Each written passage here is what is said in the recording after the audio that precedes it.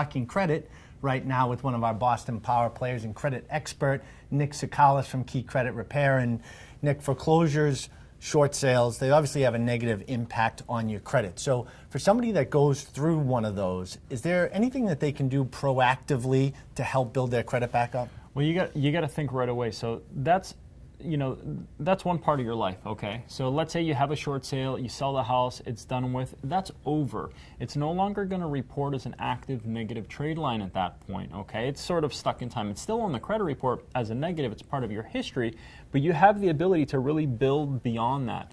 And the important thing, as soon as you're done with your short sale or your foreclosure, is to start building up positive activity, okay? You want to make that one-time negative occurrence, that one-time negative event, seem as minuscule or is the smallest percentage of your credit report as possible. So the first thing you want to do to keep it practical is you want to make sure you have 3 active positive things on your credit report. And we use this rule of thumb all the time, like 3 active positive trade lines. So, and that could be anything from a small secured credit card, couple of small little personal loans, and what you want to do is just start making the payments on time and keeping relatively low balances. Now, there are specific reasons you want to do this, okay?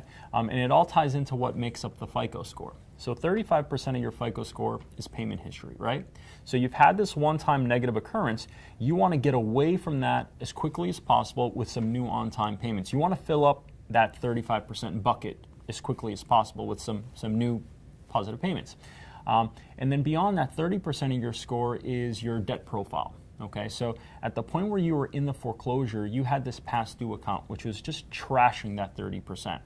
Now that it's paid off, basically, okay, once you start, how can I put this the right way? Once you start maintaining low balances on the new credit cards that you get, you're going to optimize that 30% by keeping a super low credit card utilization. So you'll grab points in essentially the 35% of your score that's payment history, the 30% of your score that's debt profile, and you'll start to lift up what is essentially 65% of what makes up your score. And you can do it quickly. I mean, within 6 months, you can have a drastic difference. We've had clients that have gone from, in the low 500s, in the high 600s, sometimes even 700s, by quickly building up, making the payments on time, and keeping very low balances on just a couple of small little starter credit cards. So with these trade lines, do they have to be opened post foreclosure or short sale, or could it be other lines of credit that you've had open for a lot longer period? Really good question. So if someone has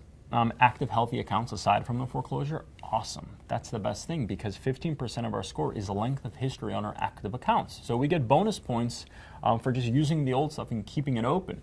So if we have 3 active trade lines already in place, just keep doing your thing, okay? And as time progresses and you're making new on-time payments beyond that one-time occurrence, the score will go up drastically.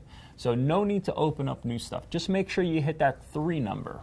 It's great to hear that there is hope if you go through a foreclosure or short sale. Absolutely, there's hope. Great information. Thank you, Nick.